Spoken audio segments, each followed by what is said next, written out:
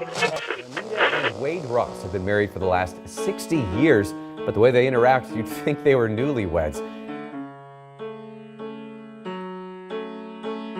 This week, they got real with News 3's Noel Bello about the struggles of marriage and how they've made it work. He says, "You got a boyfriend?" I said, "No." He said, "Well, how would you like to go with me?" Just like that. And so I said, "No."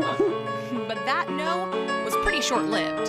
This is Wade's love, and this is my love. We intertwined with one another. With the concepts that what a father should be and a man should be like. 6 decades, 5 children later, and a move back to Wade's hometown of Bryan, Texas, the Rosses are partners till the end. Hello, I'm Sue Beckwith of the Texas Center for Local Food, and I'm honored to be here today with the Ross family to learn about their experiences ranching in Texas. I'd first like to introduce you to Wade Ross. Mr. Wade Ross is the co-owner and operator of Bar 7R Ranch and Hogany Farm Products located in Bryan, Texas.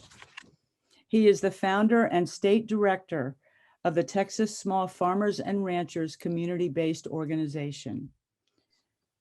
He is an original member of the Natural Resources Conservation Service State Technical Committee for Texas since 2005. He's the first Black member of the Brazos County Appraisal Review Board and the Brazos County Farm Bureau.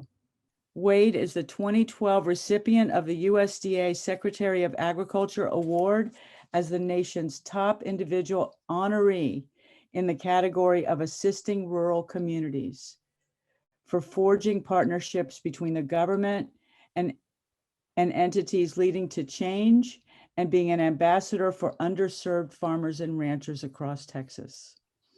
Wade, I know, has many more honors than those. That's just a quick summary. That's fine.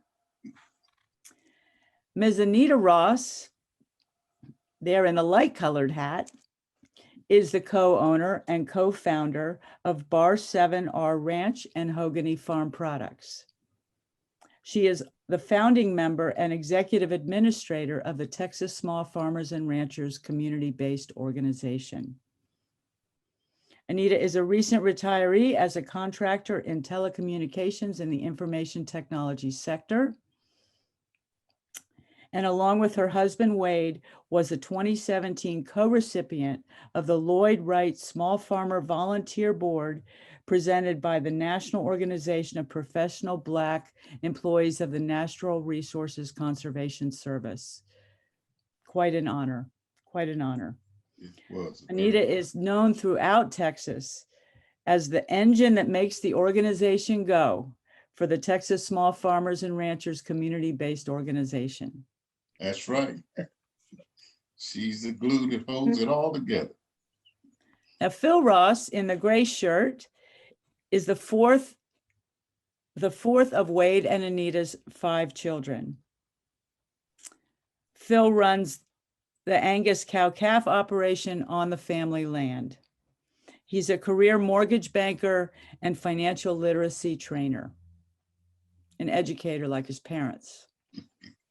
Phil serves as the CEO of the Texas Small Farmers and Ranchers community-based organization.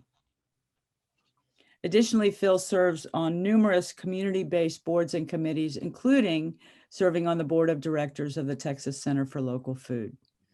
Again, I am honored to have this opportunity to talk with all of you today. Thank you for taking the time. Yeah, glad to be here. Yes. So we'll start with asking you about your family history. How did you arrive in Texas and become ranchers? Thanks for that question, Sue. I'm going to respond to this question, and then of course, as during the course of our conversation, we'll be interjecting more into it.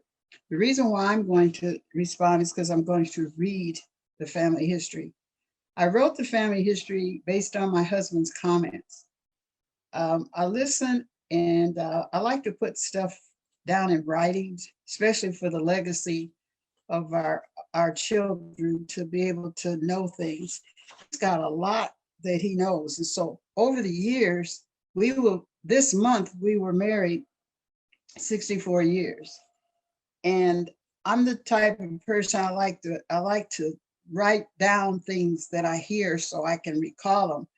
And he's got a unbelievable amount of detail about what his life has been about and why we're here in Bryan. So what I would like to do, since I recorded it, but it's his words, I would like to read the history in his words. And so I'll start with the title of this document that I'm going to read. And then bear in mind, this has been written up and put in a little booklet form for our family so that they can know. Otherwise, they probably wouldn't know unless we wrote it out. It's titled My Family History of the Ross Family Land in Bryan, Texas by W. Wade Ross. So it's going to be read in first person, so he's talking.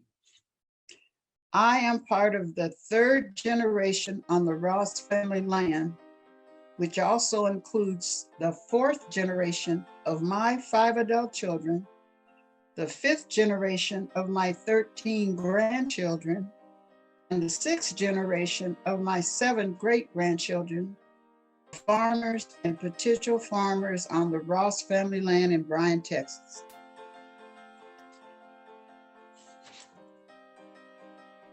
Previously known as the Jack and Charity Ross Estate, later renamed to Hogany Farms when I and my wife Anita returned to live on the property in 1991.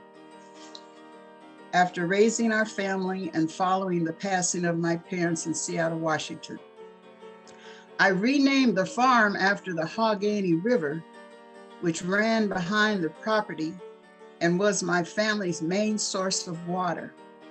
As the oldest of 10 children, the first chore of each morning for my older sister Lois and I was to walk 2 miles to the river with water buckets to haul back for the family's daily supply of water. Sorry, my picture. Okay. Our history begins between 1865 and 1868, when my paternal granddad, Jack Ross, and his 5 brothers, Xavier, Jive, JB, Dennis, and Elmo, arrived in the Brazos Valley area that includes Bryan, Texas. These 6 brothers started out together as runaway slaves from South Carolina, their place of birth. As slaves from African descent, they were only given first name.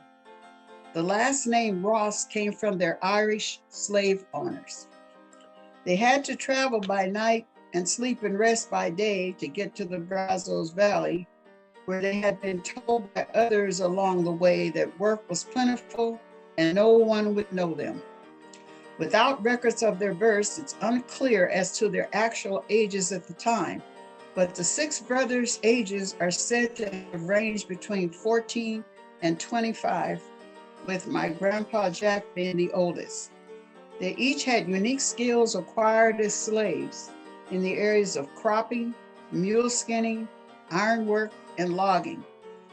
The brothers decided to split up once they arrived in the Brazos Valley area, so they wouldn't draw attention to themselves as a group of new male Negroes in the area.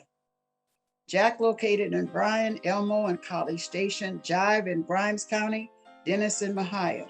JB ended up on Moore Plantation Prison Farm after getting in some trouble, and Xavier was never heard from after they split up. Uncle Dennis and Uncle Elmo kept in close touch with us until our family moved to Seattle when I was 12 years old. Grandpa Jack started working as a blacksmith in Steep Hollow area in Bryan. After years of hard work as a quality blacksmith and wagon builder, he found favor with many of the white landowners. As a valuable contributing citizen with strong needed skills and to keep him in the community, he was informed of some available acreage nearby that he could own and settle down on. As it turned out, it was some of the poorest acreage in the area. Between 1898 and 1900, Grandma Charity walked into the Brazos Valley colored community of 500 to 600 families with a little baby boy named Timothy strapped on her back. She came from around the Freestone and Limestone counties near Mahia, Texas. The smooth, dark-skinned, striking mixed Negro and Cherokee Indian woman drew lots of attention with her high cheekbones, flat face, and long, beautiful hair as she walked straight and upright with her proud shoulders back. In those days, family was everything. So when it was learned and her baby boy were without a local family, the color from the church groups took her for a short time and quickly started looking for a place for her to stay away from their husbands' looks.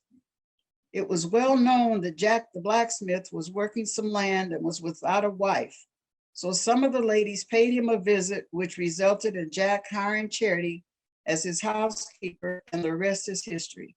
Jack married Charity, and over the years, she worked hard alongside her husband, preparing and maintaining their home site while raising their children. Brazos County court records show that on February 14, 1911, Jack and Charity Ross purchased the 120 acres we now call the Jack Ross Estate for $1,200 by paying $100 down with annual payments of $100 beginning November 1st, 1911 through 1922. Each time Grandpa Jack made an annual payment, he would notch an old tree near the house to record the payment. After he had made what was supposed to be his final annual payment on November 1st, 1922, some white men came and cut down the tree, and his payment record mysteriously disappeared from the courthouse, causing him to start over. It took him and Charity another 12 years of making $100 annual payments to get the deed of ownership to the 120 acres. We never did locate the second tree he used to notch his payments. We have acquired the original property deed with his shaky X signature of ownership since he couldn't read or write. By 1915, with Grandpa Jack working the blacksmith business and Grandma Charity and Timothy taking care of the fields and the household chores, the family had grown to 6 children. Timothy, the oldest, was a hard, responsible worker as he took the lead over the younger children. Sandy, my dad, Jack Jr., Vernon, Mary, and Bessie. In those days, it was common not to give children a middle name. As they grew in age, they each had special chores. At the age of 8, Sandy, the second child, started plowing the fields for planting and splitting cordwood to sell in town. Jack Jr., the third child, and Vernon, the fourth child, were usually assigned chores by Timothy. Mary, the fifth child, would work with Grandpa Jack by fanning the fires for the blacksmith jobs, while her only sister, Bessie, the sixth child, became the family's master cook. As Jack and Charity's family grew, so did his blacksmith jobs as well as farm chores. For their food, the family always had a garden as well as some chickens and hogs. Fishing in the Allegheny River and hunting for coons and squirrels was a natural day-to-day must for their food supply. They owned no cows or horses, but had 3 working mules used to till the ground and pull their family wagon. For milk, they would borrow a cow from the Peters family down the road in exchange for blacksmith work or food. The main crops they grew to sell were cotton, corn, sugarcane, and watermelons. At an early age, Timothy left the farm and got married, leaving a huge void in the farm work responsibilities.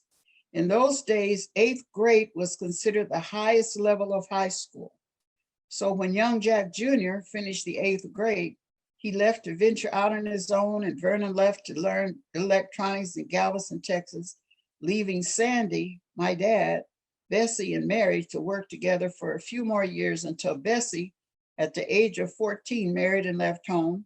Shortly after, the oldest sister married and left home. This left my dad, Sandy, and Grandma Charity to work the farm since Grandpa Jack's health had begun to fail, and none of the other siblings ever came back to live on the homestead until much later when Aunt Mary and her husband returned in 1977 after their children grew up. In 1933, Sandy married his first wife, Ethel, and built another house on the land. Until this day, there have never been more than 3 houses ever built on the Jack and Charity Ross land. Grandpa Jack died in 1935 without us actually knowing his true age. Sandy's wife Ethel died in 1936 in the house that Sandy built, giving birth to their first and only child. Afterwards, Sandy would not stay in his house, which eventually burned down, so he and the baby moved back into the main house with Grandma Charity, who shortly thereafter bought and moved to a much nicer house in town, where she lived until she passed in 1959. Sandy lived on in the house, remarried, and started a new family with his wife and my mother, Myrtle, which grew to 10 children. I was born in 1938 in the same house as my dad, as the first son of Sandy and Myrtle, delivered by the town's black midwife, Minnie Hunter, where there was still no electricity or indoor plumbing.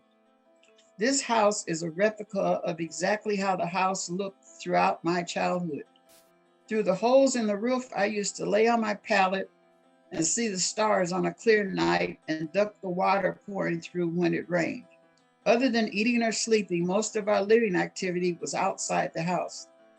I never thought of myself as lacking anything and felt blessed and privileged to live this legacy until the age of 12, when my dad, Sandy, moved his family to Seattle, Washington, where jobs and opportunities were more plentiful for Blacks during this time. However, I must admit, I was happy to get out of working in those cotton fields. After my dad moved our family to Seattle in 1949, following his brothers Young Jack Jr. and Vernon with their families, the land was then leased by Grandma Charity to numerous local landowners in 1977, when Aunt Mary and her husband back to the homestead. They built around the old house and enjoyed living there until each passed and the restructured house became uninhabitable and was torn down. During my years in Seattle, I remained the country boy in my heart and could never let go of my childhood memories and love for our family's land. Over the years, after meeting my future wife, Anita Pauline Rollins, who was 13 and I was 14, I would often tell her that if she stuck with me, she would end up in Texas someday. So in 1991, after our 5 children grew up in Seattle, I took an early retirement from my position as an educator at South Seattle Community College, and Anita retired from her telecommunications information technology position. I returned to work the Ross land as a small farmer and rancher with the support of my wife and entire family. This is home. There is no other place I would rather be. In the mid-'80s, a few of the Bryan, Texas, and Seattle, Washington Ross descendants came together to support the Jack and Charity Ross estate for agricultural tax exemption purposes by jointly purchasing and maintaining some cattle on the land. To this day, our ag tax exempt status remains effective as long as our land is used for agricultural operations. To share our acquired agricultural experiences and affiliations after returning to Texas, and to support and enhance outreach to similarly historically underserved minority farmers and ranchers, in 1998, I founded the Texas Small Farmer Ranchers Community-Based Organization. The activities can be followed on social media via our website, www.tsfrcbo.org. TSFRCBO is our acronym for our organization. The hats that you see us wearing today is the logo of the organization. In 2011, we celebrated 100 years since the $100 down payment my grandparents made on February 14, 1911, on what our family continues to refer to as the Jack and Charity Ross / Hogany Farms, as they lay resting beside one another in our family plot next to Rome's Chapel Baptist Church in Bryan, Texas, where as a kid, I enjoyed family and friends, gathered to worship and share our tasty suppers off the back of our wagons. What a treasured legacy for us. This is our land, the descendants of Jack and Charity Ross. All right. That's it. Great job. You don't want to add anything to the history? It It all history came out of stuff. his head. I've been hearing stories, learned more about him after we moved down here, because I'm considered to be a northern girl, you know. I was born in Kansas City, Kansas, and my dad moved my two brothers, my mom and out to Washington when I was born in 1939 when I was 2 years old for jobs. And that's how a lot of Black folks migrated up there. So I was raised there, so I kind of talk proper, and I'm not as country, I guess, as he is. But here we are. Through it all, it was a great blessing to be able to be a part of that family, especially with granddad having the ability to go across the country and then finally settle down in a homestead that we still utilize today, and hoping that all the way to our 6 generations can continue to operate that land as far as I can project out. But it looks like it's a strong possibility, and we urge other families to try to do the same. And it's a blessing to talk about the good times, but it's a blessing also to know how far you've come, and knowing that you don't have to go back. You don't have to return to those negative times. And that's why we, as Texas Small Farmers and Ranchers community-based organization, we try to assist each other and identify ways and means that they're going to produce self-help within the confinement of the organization.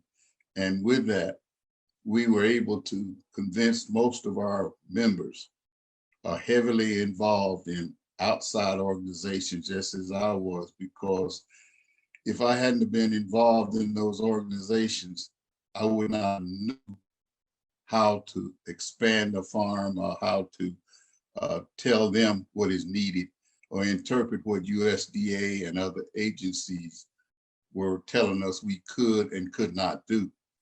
And one of the things that as I went along, I learned to favor one of the USDA offices, NRCS, National Resource Conservation, because they broke their back to help minorities gain a foresight of how to achieve under President Bill Clinton. And that's when the CBOs was first founded, and they allowed me to come to Oklahoma along with 8 other groups, and we formed that organization. And today it's a kind, I guess you say, it's a major name in society. When you're thinking about talking about farmers, they always want to know if you belong to a community-based organization.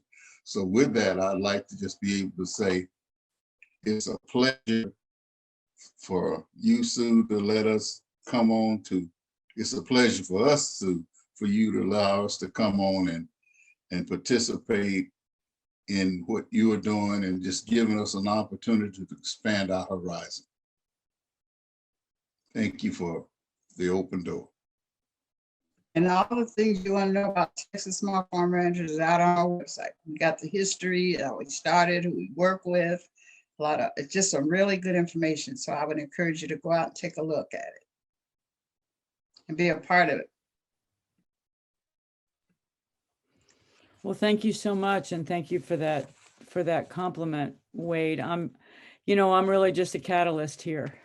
I'm just an instigator, really. I didn't say that in my bio, but that's essentially what I've done in my career so far. So we have that in common, I think, all 4 of us. And when we first formed the Texas Center for Local Food back in 2006, 2016, I'm sorry. I mean, the first thing I did was I said, well, I know about these folks up in Bryan, and I want to go up and meet them and just introduce myself and just say, here's who we are and here's what we do and how can we work together to support small ranchers and farmers across the state.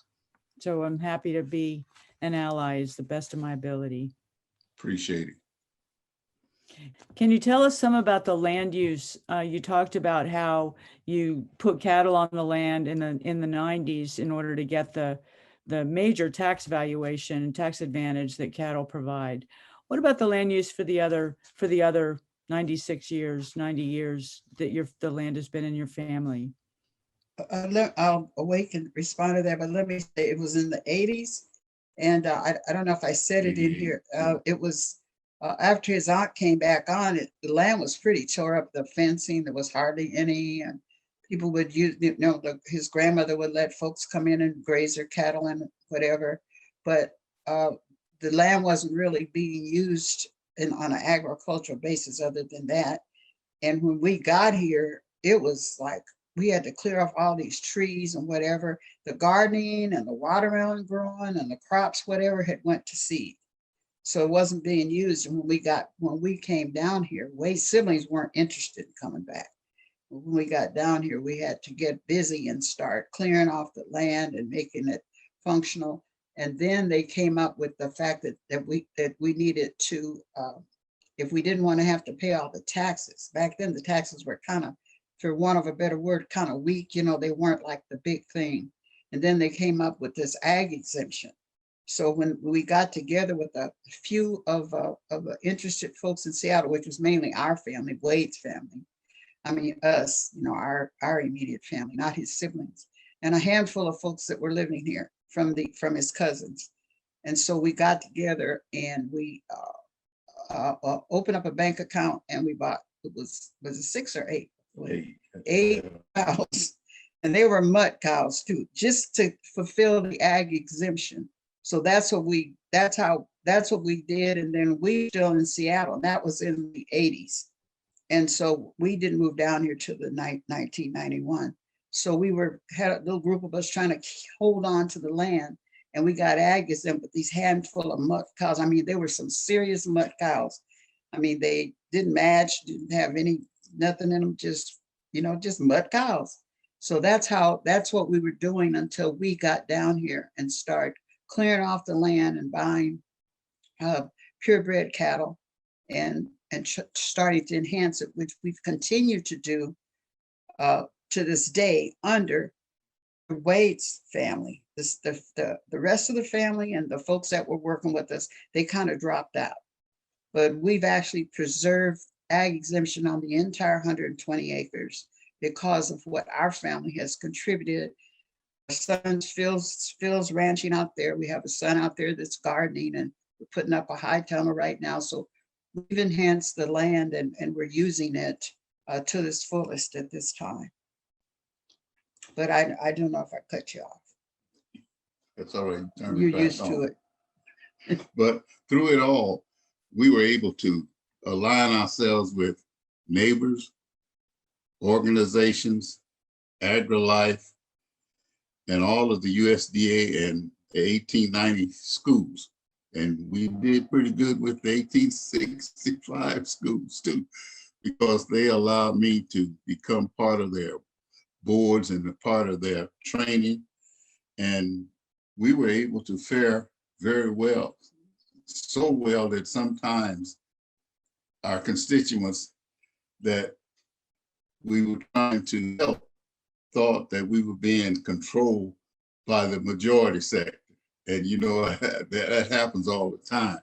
But what they didn't know, that we were out busting our butts, and Anita went back to work to earn some funds that we were definitely putting back into the farm. And one of the things that she mentioned is that we had to relearn all of this, because when I was a youngster, we could see it from afar, but we didn't own those elements that helped keep a farm and a ranch going. And we were kind of like squatters on a foreign land. And when we tried to raise crops, the land wouldn't produce what we were trying to do. Like we said, cotton. Well, we tried to raise cotton every year, but we never could exceed that half or 3/4 bale. So we had to go down to our buddies and neighbors, the Peters, down the road, which was a Caucasian group, and they always tried to fill the void because my dad had skills where he could help them. My granddad also used to help them, and they help us bridge the gap. And as I started to move around in different organizations, everybody wanted to be helpful. They were allowing me, directing me to the places that I wouldn't have to suffer the negativity or things of that nature. So we had a positive outreach as we entered farming and ranching. And when we started to rise, I was surprised that Texas A&M and the AgriLife unit came in, and for 3 years after I had my heart attack, they gave me the honor of being the leadership foreman for 3 whole years. And I was in charge of every little methodical thing that was going on in the system. And I got to meet the rest of Bryan and College Station in the geographic area because they knew who was there. And I merged the Texas Small Farmers and Ranchers into that concept with the AgriLife because they never would have impeded that area. So when Texas Small Farmers and Ranchers started to take over a little bit, I asked the agricultural community from A&M if maybe Texas Small Farmers and Ranchers couldn't support the banquet that year. And we done the banquet, supported it for 3 years with the extreme coordination of Anita. She's something else in coordinating and directing. And we done that until my heart wouldn't work no more. It's working fine. And then other folks came in and are doing a great job afterwards. But the organizations in the Brazos Valley and the institutions that is at hand, you could not find a better place in America that's willing to help because we have the resources in this valley. And I'm going to just interject something here about what he's saying about the organizations. When he came back, I think there's a difference sometimes when with the ability to present yourself. When we got back to Texas, after Wade left, one of the things about living up in Seattle, and Phil will tell you this, the community in the neighborhood that Phil and the rest of our children were raised in was extremely diverse. It was the street that we lived on, there was a high school across the street. Down the street was a grade school that the kids went to. And we must have had, Phil tell you, every race that you can imagine right in our community. Kids going in and out of each other's house, eating each other's food, birthday parties, Halloween and was it 4th of July? Everybody bought their firecrackers and whatever, and everybody called him Papa Ross and me Mama Ross. And then we had the Horiyuchis with Japanese across the street, and we had whites and Asians. It was very diverse, and that was one of the benefits, I think, of Wade moving up there and spending a lot of time after living in the South like he did. The racism was there, but it's subtle. In the South, they still put you in schools with the white kids, but you have to sit in the back of the room. When you get on a bus in Seattle, when we were coming up, you had to go to the back of the bus, but it wasn't a sign there. You had to sit up in the balcony in the movie theaters, but they would direct you there, but there weren't the signs. So the racism was there, but there was also a community and the opportunity to interact with people and learn to care for them and love them as friends and neighbors. And that's how we raised. So I think when we moved back, he had a certain amount of boldness from having left the South. When he was a little boy, there were certain streets you couldn't even cross. I mean, the racism was profound back in those days. And But I think he being able to get away from that and come back to Texas gave him the bonus. He was up at A&M. He was over at the tax office talking to the people so much they put him on the board. He was the first Black man on the appraisal board. And he right now, AgriLife folks call him doctor. Everywhere I go, I said, he doesn't have a doctorate. Well, he does to us. They respect him and call him Dr. Ross. Right behind us, I don't know if you can see it, Vilsack, the Ag Secretary of Agriculture. It was under President Obama. Now he's back again. Had at Washington, D.C. That's him and his assistant there. We went to Washington, D.C. and Wade got national honors for what he's done when he came back. And we're no different than any other Black farmers. We don't have a lot more than any of the rest of them. It's all about how you're perceived and how you respect it and how you accept it. And one of the things that we are coming up with when this COVID thing is over and we can start meeting more, with our constituents, maybe face to face, Phil and I were talking the other day about coming up with a term that helps us Black folks stand up for who we are rather than being labeled so much. We came out of the social disadvantage is a government term for us. We don't want to be labeled socially disadvantaged because it's a label. Once you put a label on, that's the perception of who you are. We don't want to be socially disadvantaged, so we don't want to be called socially disadvantaged, even though we have been socially disadvantaged. And now we're at a stage where we feel like we want to not be looked at so much as underserved as self-served, so we can start shaking ourselves loose and start standing up for who we want to be instead of waiting for somebody to help us be that. So that's kind of I'm just throwing this in, don't cost you nothing. But that's what we're standing for in terms of the organization now. I told you she's something else. That's why I like it. You like me? Wow. It's nice to know. Okay, so you can ask your next question. I don't even know if we answered the question. Yeah, the last question was about land use, and I think you answered it and gave us some bonus information too. And, I'm so happy that the work of Wade and of both of you has been recognized. And I'm happy that we're able to do this recording today to make sure that that is known.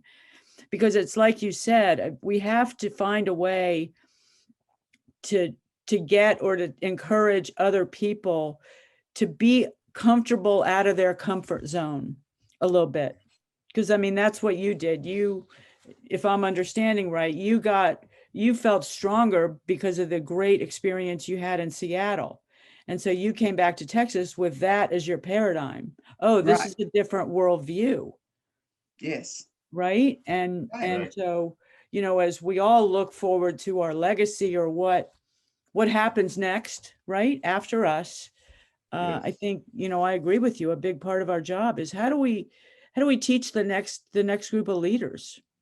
And that's Yes. anybody. It can be just anybody. You don't have to Yes. be a preacher or a shop owner or anything. Just having that ability to envision the future that we all want. Right. Right. Exactly. That's for sure. That's very well spoken. Yes, Sue.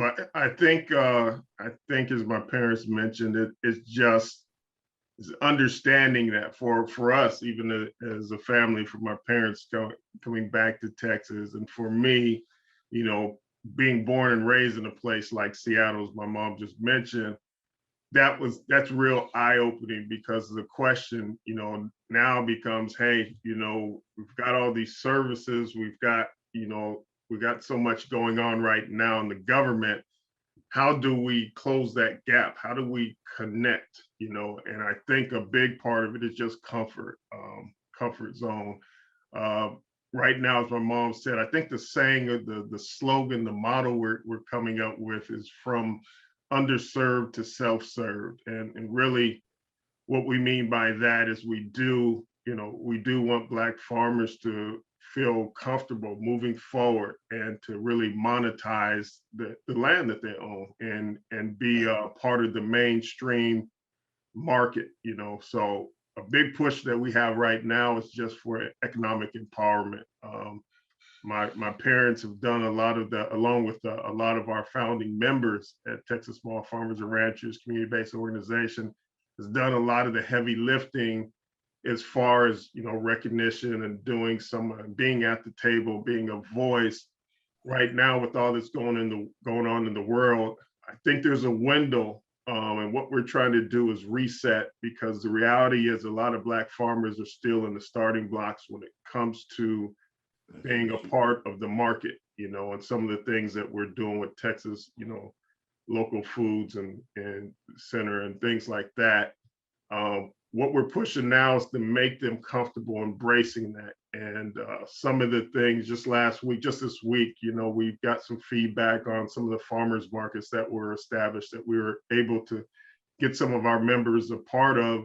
And just the feedback, hearing about, you know, some of the sales, you know, they were able to sell out all their produce and eggs, and just the excitement in their voice. That may sound like a small thing, but it's a huge thing to us, because what we need to start doing is creating these success stories with those folks who are early adapters, who are willing to, you know, go out there and say, okay, you guys said this is something we should look into, and to come back and be able to create that story and have someone else point to it and say, hey, that worked for them. That probably could work for me too. That's the snowball. We're trying to create a snowball effect now, just to really create economic empowerment with this land, because it is, you know, I hate to say it, but it's, you know, in many cases when it comes to a Black farmer, you know, going extinct. I mean, as far as land and you've got to, I don't care what anybody says, farming for some people, it's not the easiest thing. You better be passionate about it, but you better also have a means to support that land and to hold on to that land. So that's really what we're looking to do, and really create a high priority on economic empowerment at this point. You talked about the land ownership, and I know that that's been a source of real tragedy historically for many Black landowners in the United States and in Texas in particular. Can you talk a little bit about your experience with land ownership over all of these years? Maybe tell us a little bit more about the notches in the tree. Never found as far as we know, he never let anybody know where he notched that second tree, but that's the way he recorded his payments. So somewhere on this land, there's a tree with 12 notches in it, and we haven't found it yet. There's a lot of trees out there, so We don't know where the we don't notches are have a located. clue, but we do have the document that we went down to the courthouse and we got the original deed to the property that he put his ex on. And that So he we have scratched that it out. in our family as a legacy of ownership. So that did happen. And I just so much respect Jack and Charity for not giving up, because when people pull out the rug from under you, they expect you to not to have anything to stand on. That's why they pull it out. But when you can say, okay, the rug is pulled out, but there's still something under it, and I'm going to stand on that. And that's what they did. And that story that we tell that story proudly. We don't tell it to point the finger at the people that did what they did, because they actually, we were empowered, and we've told that story at meetings that we've gone to, and we're proud of the fact that they paid for it twice, because they chose to do that. They didn't give up. They didn't walk off and say what was meant for them was to feel like that wasn't their land, even though they paid for it, they weren't entitled to it. And so it's sort of, it's just makes you feel proud. I don't feel you must feel that way about your great grandfather and great grandmother, that they were able to, okay, they didn't miss a step. They just went right on back and they just kept going. And we need to see them. They're heroes for land ownership. And I mean, that's the biggest obstacle you can have, is just to have your land taken away, but you can stand up and continue to claim it and do what you have to do to keep it. And so that's why we're proud to tell the story about it. And one of the things that's going to really enhance this is when President Biden selected Vilsack again. That was a powerful thing for farming and ranching. He was a magnificent element there. And Vilsack always reached out to see what he could do. And, you know, when he was gone, we missed that magic touch. And we have it back again. That's just a true blessing. And one of the things that you think about is that in 1910, we had much more acreage than we have today. And we're losing acreage every year. I say every year, every day at 25.5 acres per day. Now, pretty soon that's going to run out at that massive rate.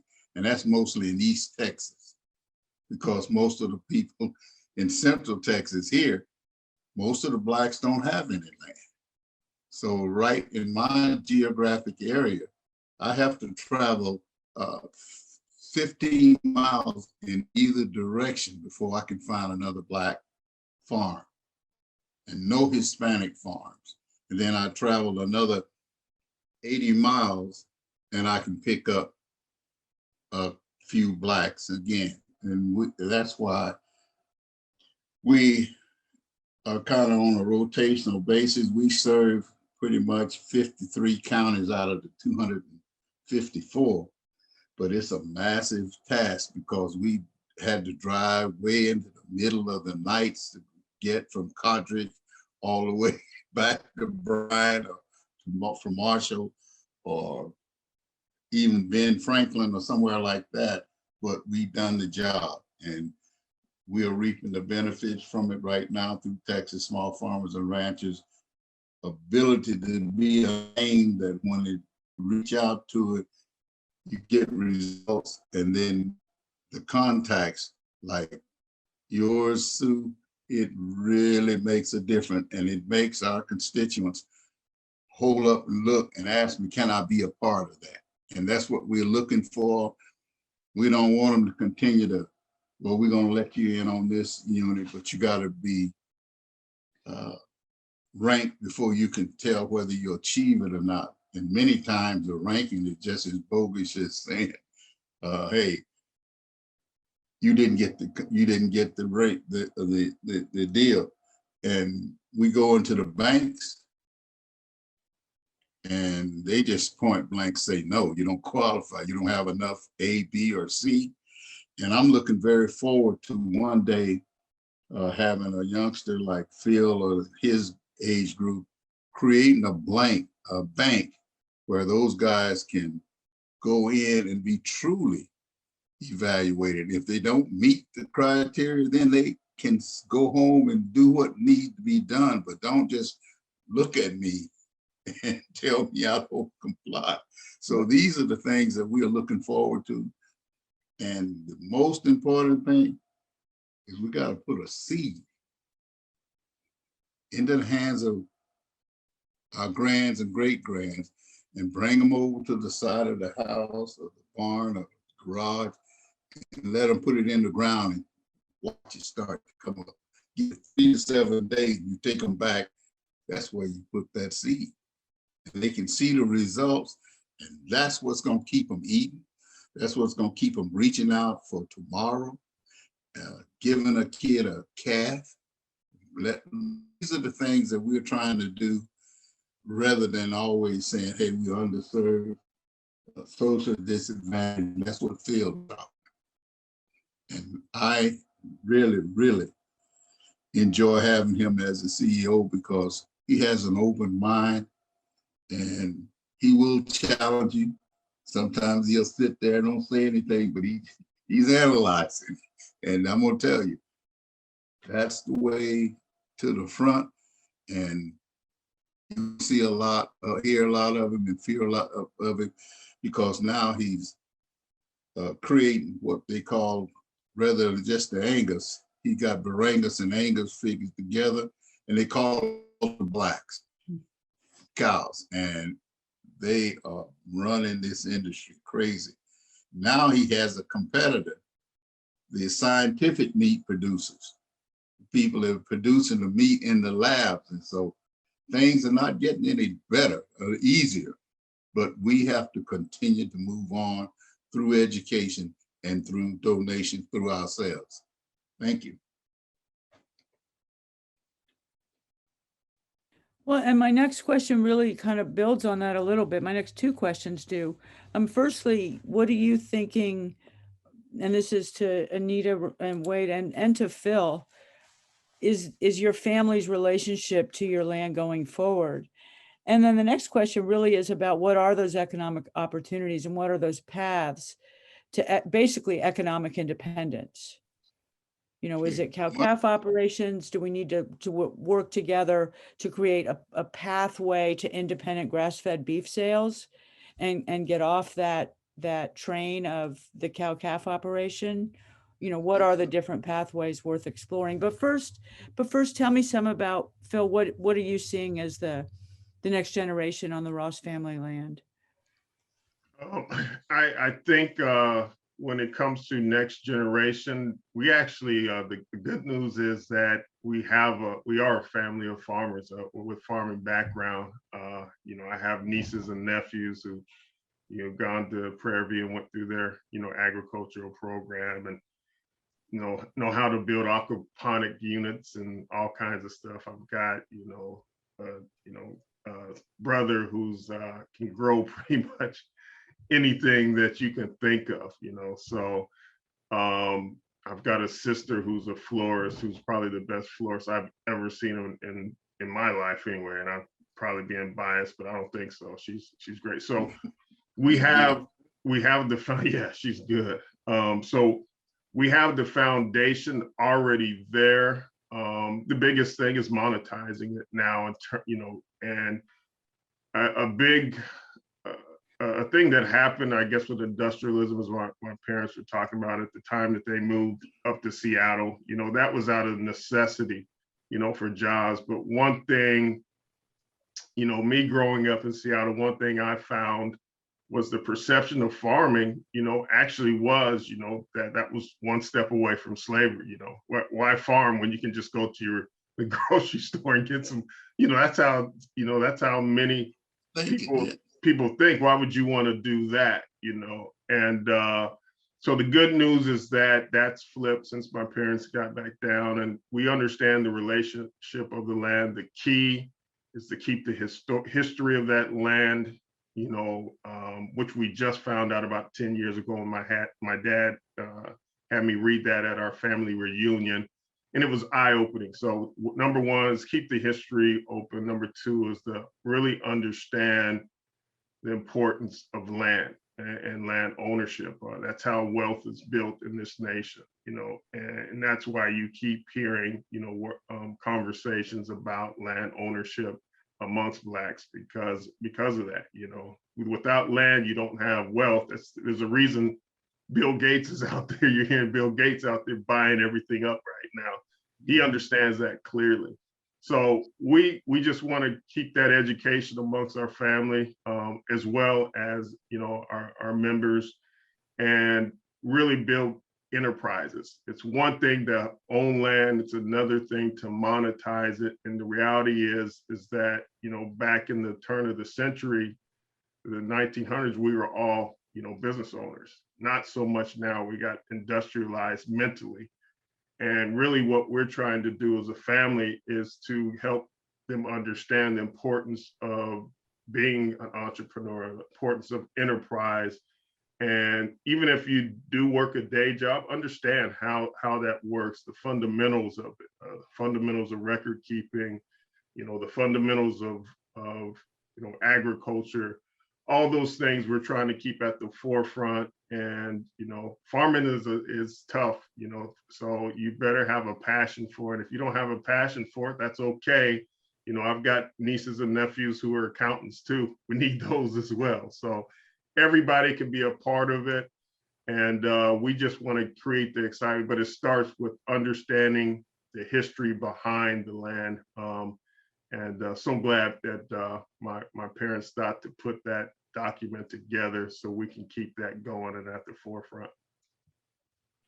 And Sue would like with our family, I think the family and all the grandchildren, great grandchildren, all of them, we are a unit. And even though we're diverse in terms of, you know, what we excel at, it's like Wade and I feel like we've accomplished something. You know, as you get older, you want to look at your life and say, what have I really left? What kind of legacy have I left? What kind of support that I've left? What kind of respect have I received?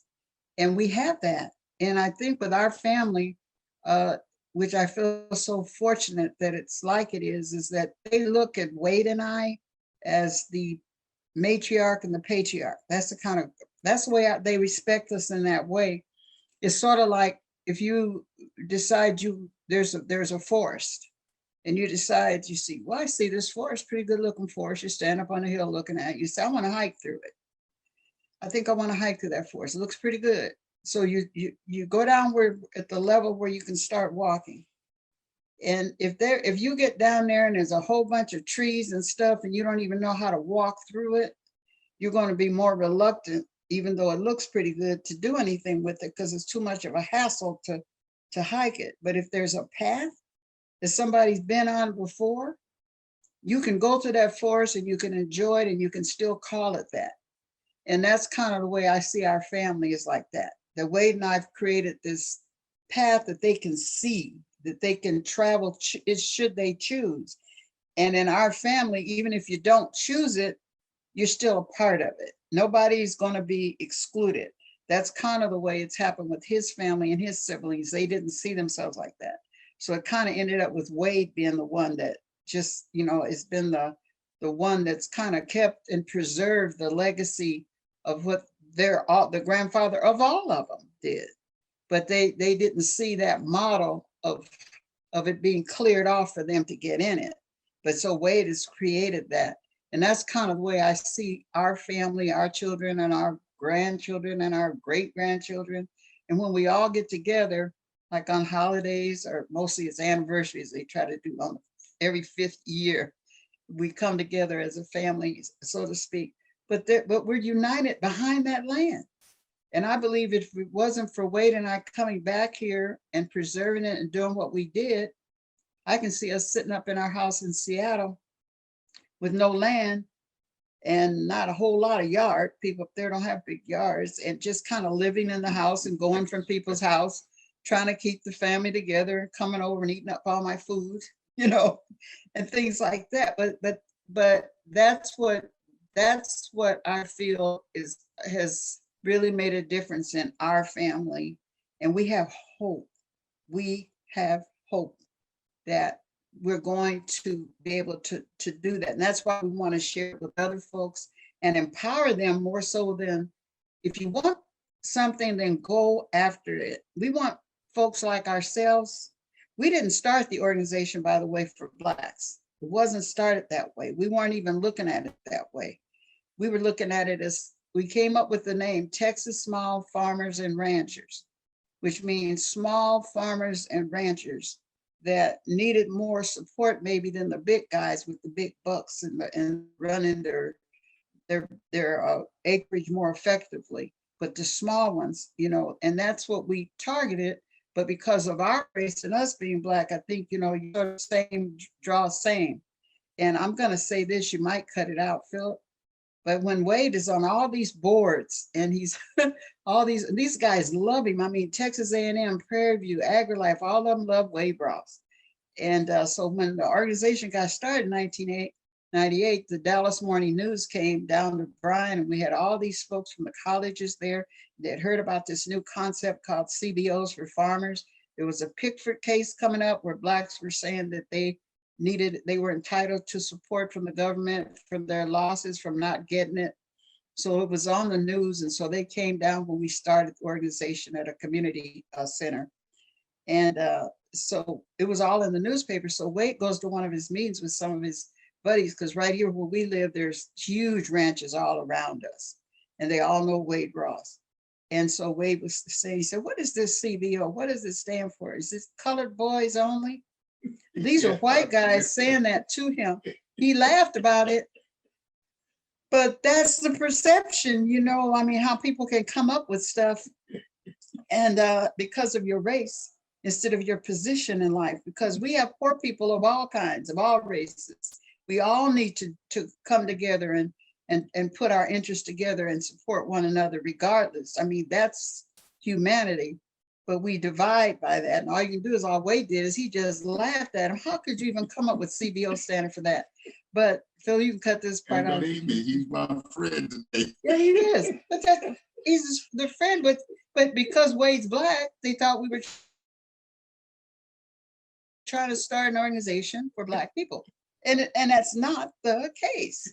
But yet, if you, that's who comes to our meeting is mostly Blacks or whatever. And we're not, it's not, we're trying to expand ourselves to anybody that feels like they want to jump on board, you know, and some have, but not to the degree it would be nice if they did. But we still put ourselves in categories. So we want to come out of this thing and start doing this self-serve, which means you take responsibility for what you want with your land and what you want to do on it, and go out there and tap into what's available to you like other people are doing regardless of their race. But stop wearing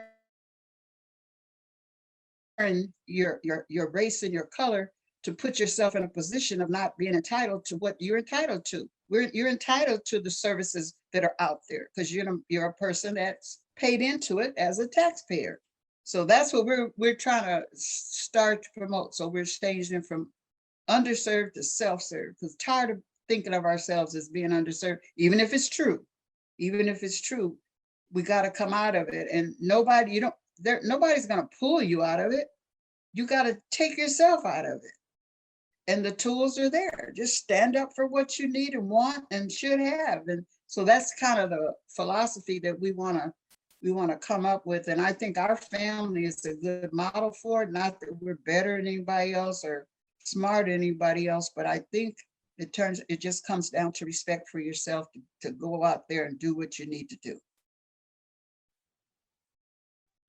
Well, and I hear you. And I hear also that the two of you have created the path through that forest.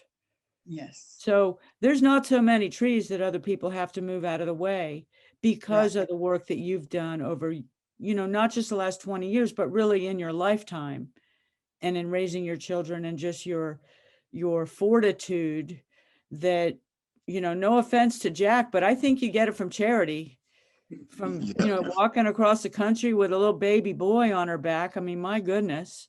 She was a tough cookie too. Ooh, she was a tough cookie. When I met her and stuff, I was scared of her. She was, wow, she was a powerful, strong woman. So she made a real impact on the strength of the family. She did. Yeah, and so that path is identifiable, and that path is clear. And we don't know, she had Timothy when she came, but he was always thought of as a rock. We don't know what their last name was. She came with him tied on her, and we think she might have had him out of wedlock wherever she came from, and they kind of kicked her out, so to speak, because she come walking into Brazos Valley with him tied on her back. But he was always respected and loved as a Ross. But I don't think you guys even know what their last name was. But yeah, she's tough. She's a tough cookie. Strong, I'll put it like that. That's probably better than even than tough. All we know is she's a Black Cherokee. She's from the Cherokee Nation.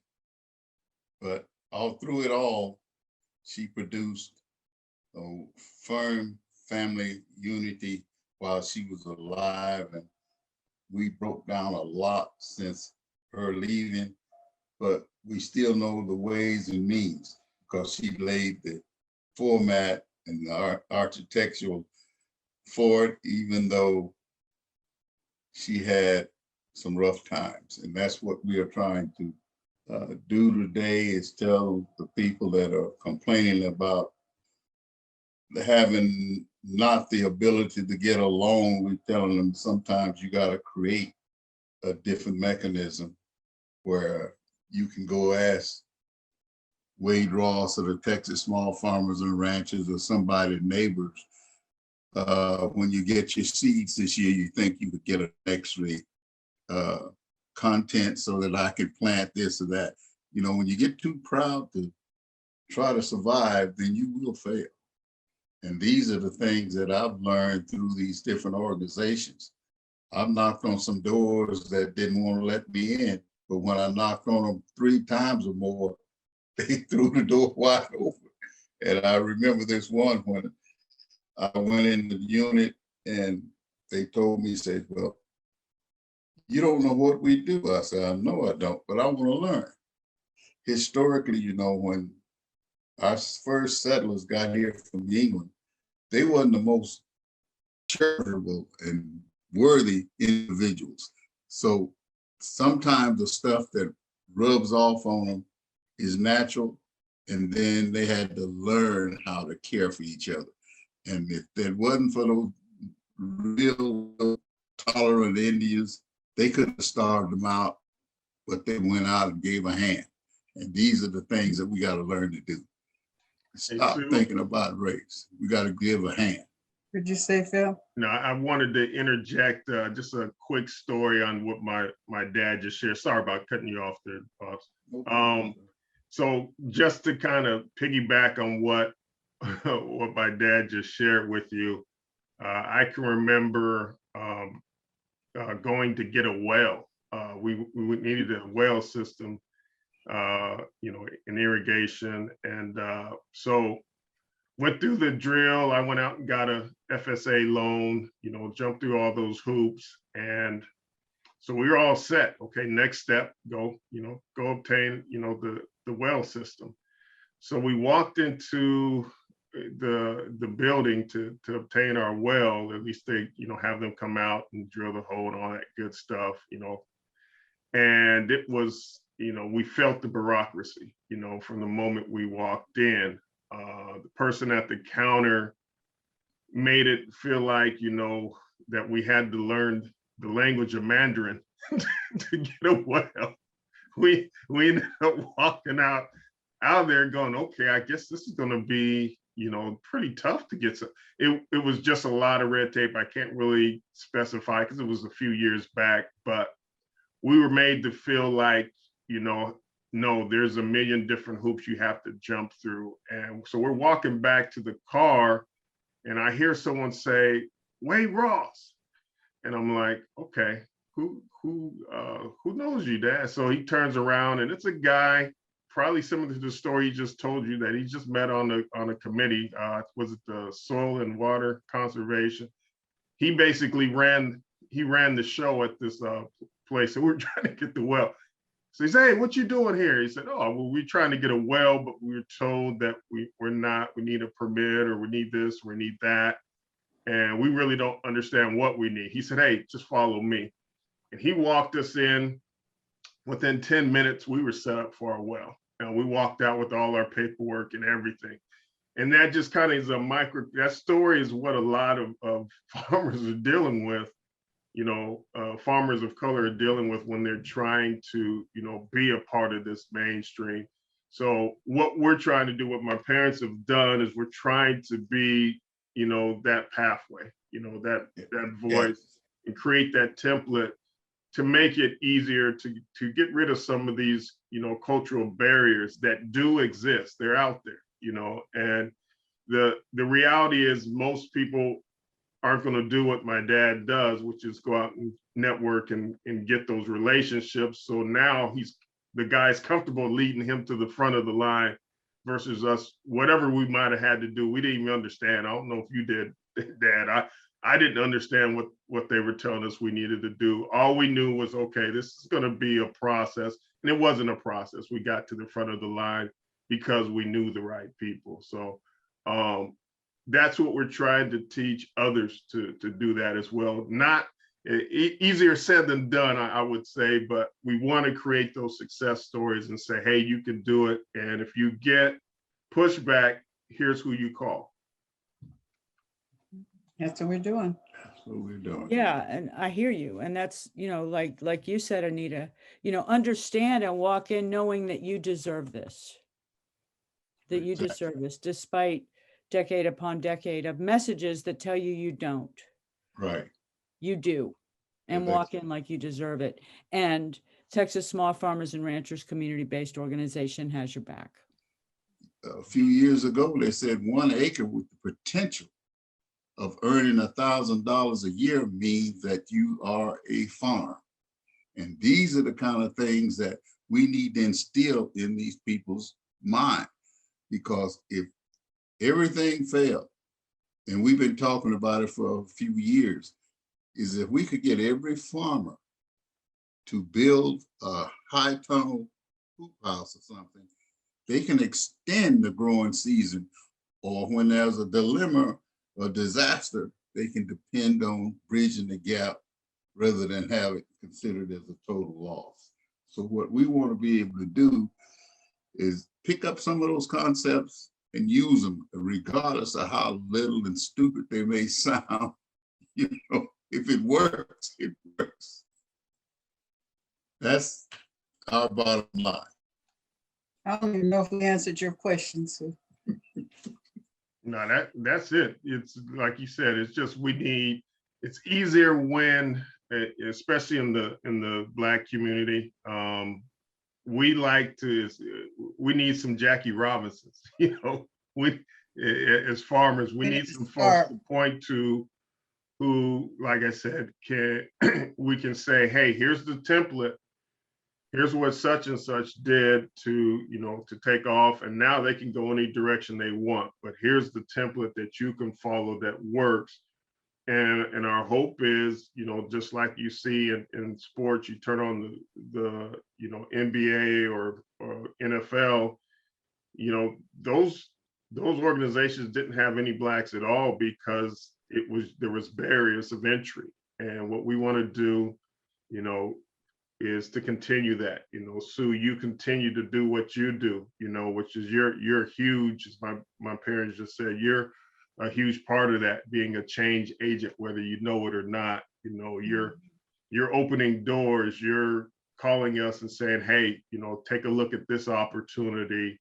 And that's all we want. We want to create some of these opportunities to create some wins, some success stories that we can point to as Texas Small Farmers and Ranchers Community-Based Organization. And then the others will follow. The other Black farmers will follow, especially the ones who are passionate about it. As I say all the time, hope is a powerful word, especially in Texas, especially for those who did not get to experience, what I experienced in my childhood being up in Seattle. I'm stupid enough to believe, that I can do anything that I set my mind to it, regardless of what the obstacles are. I'm going to figure it out. I had to learn, especially being a CEO and, really digging in. I had to learn that not everyone thinks that way. Not everyone is as adventurous as I am. Not everyone is an early adapter. And, let's see where this thing goes. Some people are on the sideline going, hey, I'm not going to prioritize that, even though I want to be a farmer, because I don't see anybody winning as a farmer, and we have to change that narrative. The Texas Center for Local Food, as you know, focuses on market development. Our mission is really around what can we do to increase the size of the market for Texas grown food? How can we move that money and food, have money and food exchanging hands? What do you think we can do as an organization to work with the Texas Small Farmers and Ranchers Community-Based Organization? And how can we support your members in selling more food? I think a good model that we've already started is what's going on in Marlin right now. Even though it's relatively new, we got some folks there with just a handful, but we got calls from one of our attendees, the Wrights, last Saturday and yesterday. They were ecstatic. They took their eggs, their vegetables right there in Marlin, and I think they have a fee or something they want, but they sold out everything, and they're going to go back on Saturdays. If we could set up more of that kind of a pilot program in some other cities, and that came through the city, I think the city government or the guy that was doing it, Phil, you know. Yeah, he was the head of tourism and marketing in the city of. I think if we use that as a model, and then we could start using people like live in that geographical area, because I mean, they got cattle, they got eggs and chickens and all kinds of stuff. But they took what they had and spread it out on Saturday and had this market, I guess, in a parking lot or somewhere. It's a city-owned shed. It used to be an old gin, and they cleared all of the debris out and just a big vacant up underneath the bottom of it. But it worked out fine. I visited, but didn't go Saturday. And when I got to respond to phone call, he was one happy camper. Yeah, And, Billy and was I think that if geographically we could put periodic places around and make sure that the farmers understand, like you were saying, Sue, the difference between natural, organic, and because that's how they get in trouble. And he was saying that one Hispanic group came up with their tamales and things of that nature and was even selling those. So, you know, you got to put some criteria on it, and also safety has to be one of the main factors in what we do, because the founders will always be the ones that have to pick up the slack that's going to get all the negativity. But if you work through the city governments and start these little markets, so to speak, or like on weekends, and we can get some producers, like we had one of our real faithful farmers or ranchers called the other day, and they're raising rabbits, and they want to get rid of them, and they slaughter the rabbits and clean them and package them up. I mean, there's people that have foods like that they want to sell. They might even bring a case of steaks or something. They're from slaughtering a cow. I don't know. There's so many different things. But what I believe that you all could do is we start some of these kinds of activities and use Marlin as a model. And we go and find out because Wade went to the meeting over there, and they'll deal with all the health issues and the physical location. And if we can get the communities to depend on coming to those markets on Saturdays like we're doing, start off, because this is like the second Saturday. But it came through you guys, and then they got in touch with Phil. I think they called you, Sue, and then Phil. But it's starting to work. And then when the ones that are doing it, they get excited, then other producers in the community do it. And you can even have people from other townships driving over with their produce on Saturday and laying it out. I mean, that's one thing you can do, is to do exactly what you did in Marlin. And we'll just start seeing what we can do to get them set up around different communities. Whatever. That's really good to know, because that was really a matter of name recognition. Somebody knew to contact me. I knew to contact Phil, and Phil knew to contact Billy Martin and the others who live around Marlin. But it was the city government. Yeah, I talked to the city. He was head of tourism, and he had received a grant. It wasn't a lot. It was about $1,000 grant, and he wanted to put it to work for farmers, to start a farmers market. He just didn't know. So I think he reached out to you, Sue, and you passed. So that's, I mean, really what my parents are saying is, if we can do more of that, those small wins are huge. Just for momentum builders for some of these farmers and ranchers out here, and yeah, so they can monetize it, and then then we can go back and kind of circle back and get some of those fundamentals that maybe some of them missed when record keeping and building their business basics and things like that. And the sky's the limit, but you got to crawl before you walk, or walk before you run. And that's where we're at right now. But there's a window, I feel like, me personally, I feel like there's a window of opportunity that we have to be prepared for, when that time comes, and so we can jump through those hoops. So to answer your question personally, keep doing what you're doing, you know, continue to open up those doors, continue to be curious and empathetic of our background and where we've gone, because the reality is, you know, that there are some farmers out there who are traumatized by the past, you know, the systemic racism, and it's paralyzed them. We're seeing it in our membership and in the people that we're looking to reach. They are paralyzed because they need to see, they need to visually see, you know, that, you know, nobody wants to walk into a painful situation. You know, people want wins. And what we heard from the Wrights, you know, at this farmer market was a win. We not only heard it, we heard the excitement in their voice. And if we can duplicate that, you know, we can't save the world, but we can definitely help a lot of these farmers who are sitting in the shadows right now, not stepping forward because, you know, they're hobbyists. They're like, hey, you know, why work my farm when I can work another job here and probably make more money doing it?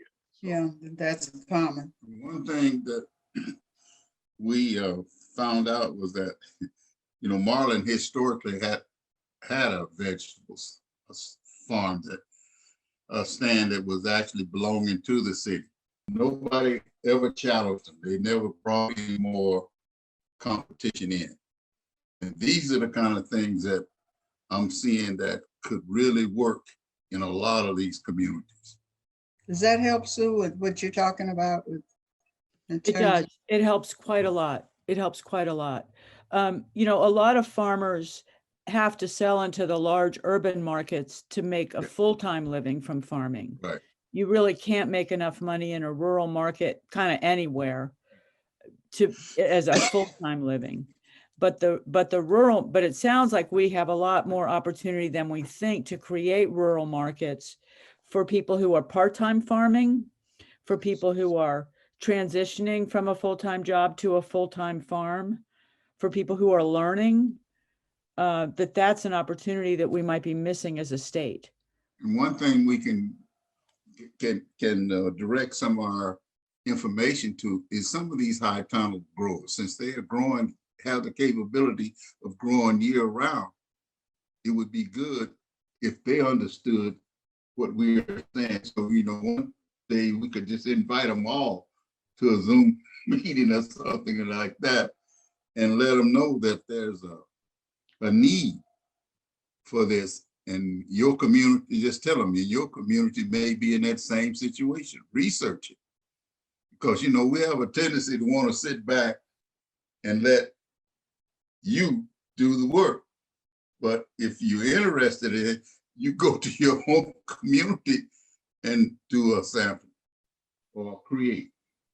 Yeah, what we're trying to do is create a kind of a toolkit, a template, you know, Sue, that they can learn in a comfortable environment. Our organization has turned out to be one of those things, a comfortable environment. You know, Black people tend to like to congregate, especially in Texas, with other Black people. So what we're looking to do is create a kind of a hub for resources, you know, right there on the website. You know, one thing, the way we've been doing in the past, we'll still do a little bit of that. You know, we're meeting, you know, maybe in Tyler at a community college, maybe at a community center in Marlin, but the scalability of that, you know, now we're with the digital divide was tough. Now we're getting people to kind of get used to. That's one of the good things that came out of this COVID situation, is people are a little bit more used to now jumping on, going to a website. And what we want to do, taking some of the programs like the beginning sales farmers market, the program we just did through the Text Fed, and create a library where they can just click on the toolkit, farmers toolkit, and have this information that's easy to digest and learn at their fingertips. Now they can go out and immediately implement what they've learned. We're just trying to make it as easy as possible. So some of those barriers of entry aren't there, and that people are confident in moving forward and turning their farms and their land into an enterprise, and just creating and building wealth and economic empowerment as they do so. And, hopefully that helps build generational wealth for generations and years to come. I guess just the thing to do would be probably to just hear from Wade and Anita in closing remarks. Does that sound like a good next step? Actually, I have so much stuff that goes in my brain sometimes. I need to be able to target exactly what it would be appropriate to say right now in terms of what we're doing and the objective of what we're doing right now. And basically, to me, it's just what I'm getting out of it as a summary is the whole purpose of us having the conversations and these interactions is to understand where we're coming from better in terms of the land, in terms of being able to talk about our culture as Black farmers and producers.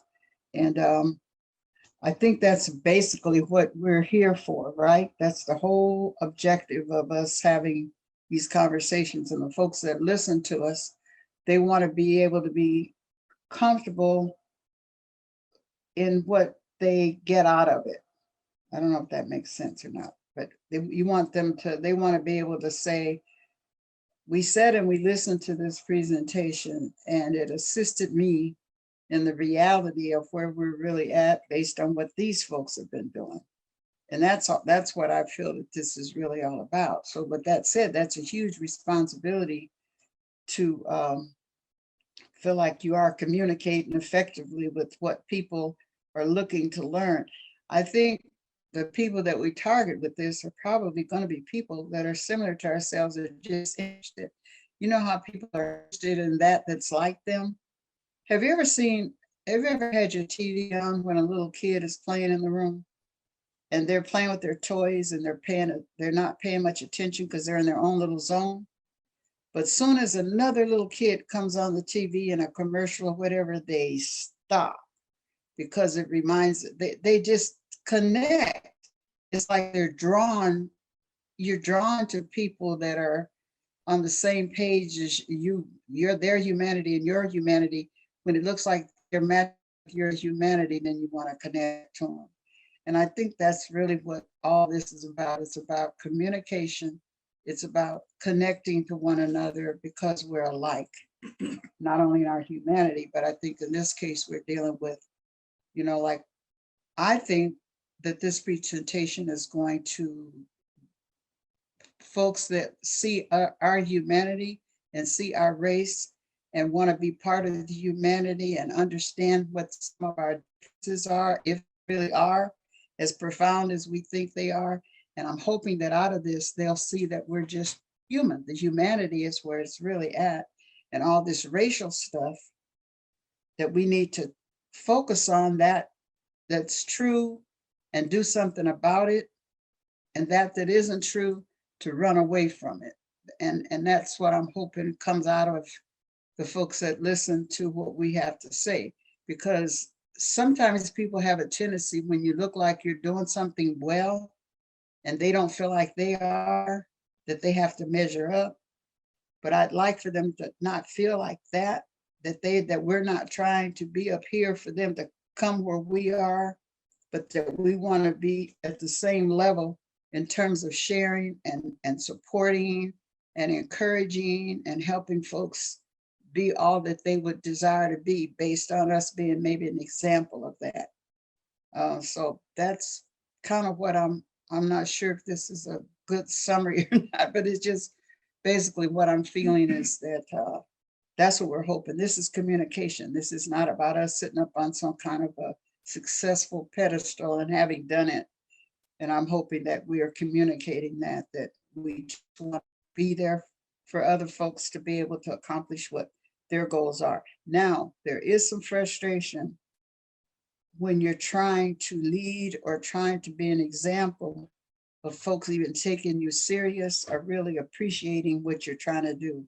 There's some frustration with that because sometimes you're saying, how'd you get what like you just got it or it just kind of dropped down on you. And I'm hoping that we can communicate that we're all in this thing together, so to speak, especially in some of our agricultural goals or our goals in terms of land retention and what we do with it, that we're all similar. And I'm hoping that comes across. If we've come across in a way where we're interesting enough that people want to take advantage of what we have to offer for themselves, not for us. I'm gonna just tell you, we're in a place where we don't really need approval.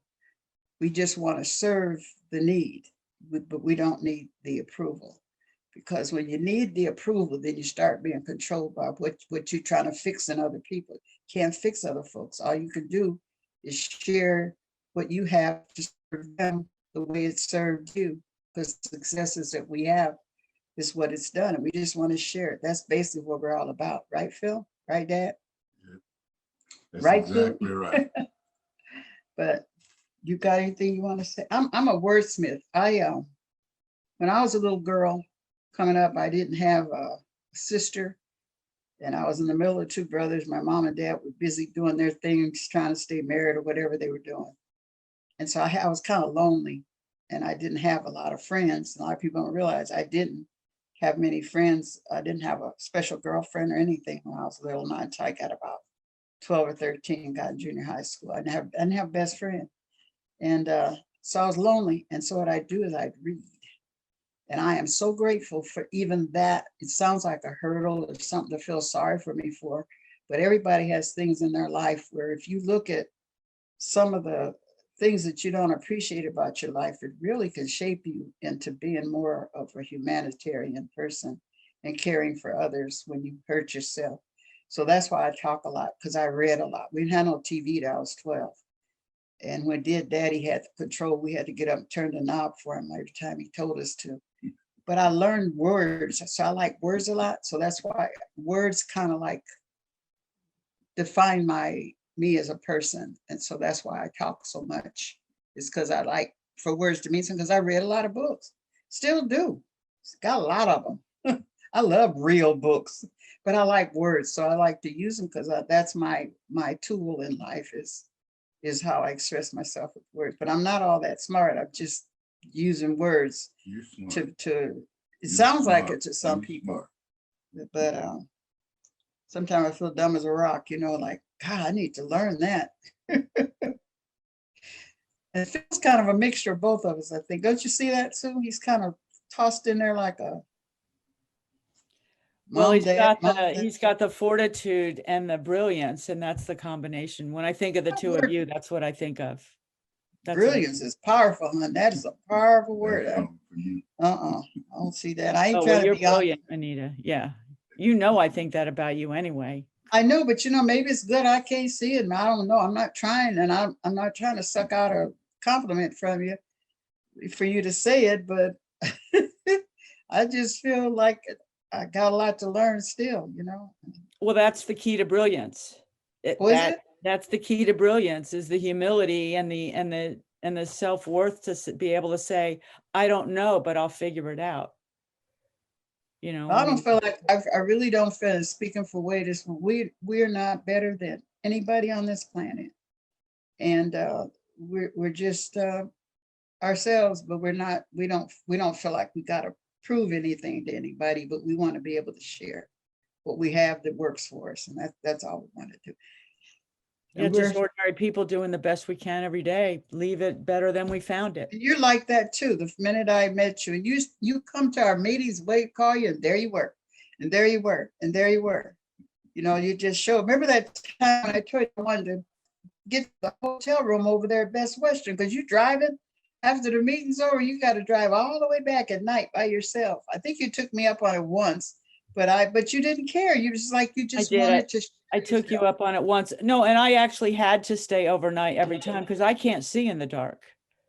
I drove the route between the Marlin meeting place and the Best Western 5 times the first time I went there, so I could do it in the dark when I couldn't see, because I didn't want to not go, and there's no Uber in Marlin, Texas. But so many times you came and spoke to us, and I didn't know none of this. I didn't have no idea, and you were just so gracious. And you just seemed like you just wanted to share and give of yourself to our folks. And you came, sometimes it'd be a few, sometimes it'd be a little more than a few. But whenever Wade called you, you were there, you know, and I had no idea about your night vision and whatever. And you, because you got out of there and drove home, I guess, many times. And we It appreciate says you. I'm very fortunate to have Phil said, been born with a service orientation. when I've just Phil always started had it. asking us about key people in the organization, when he decided to jump on board, you were at the top of the list. I said, you don't get no better than Sue Beckwith. We need to saturate the area just like the watermelon farmers do with these vegetable stands. You know, when watermelon season come in, you see them everywhere. And Off the back of people's trucks on trucks on the corners, side of and the road. they have tons of watermelons all over the place. And that don't mean that they're all good either. We've had some that was terrible, but I'm just saying we should not look at all of them, but we should look at most of them, because if we could get a truck right alongside of it and somebody on the other side, and they get used to doing that, we'll get these vegetables and we'll get these farmers out there doing everything that we need them to do. And Anita mentioned about our friend that's cutting up the rabbits. You know, we get into that USDA problem when we start a meat system, when we start doing meats, but we're gonna have a tough go for a while, because of these scientists are now making meat in the labs, and they're gonna need an outlet. And I guarantee you, they're gonna come and check on these veggies and things of that nature. So I really appreciate this opportunity for you to see what was on our minds. And I'm gonna just tell you, places like yours and opportunities like you are providing, it's just too bad that everybody can't have that. And I'm just glad that we were selected. Is that good on the closing comments, or you want us to keep talking? I think it's good. Phil, do you have anything you want to offer in closing? I just want to say thank you, just like my parents did, just for, you know, this platform, and that for all you do. And we're just excited. You know, we're excited to serve and to share. And you know, we have to keep reminding ourselves. We have to keep reminding ourselves that, you know, while we can't save the world, you know, there are those out there who, you know, who are looking for help that we can assist. So that's who we're here for. Thank you again. Thank you, Sue. Great. Well, thank you. Thank you for allowing me this honor to help facilitate this conversation today. And thank you so much for everything that you've done for farmers in Texas. Thank you. You. Have a good day. Rest of the day.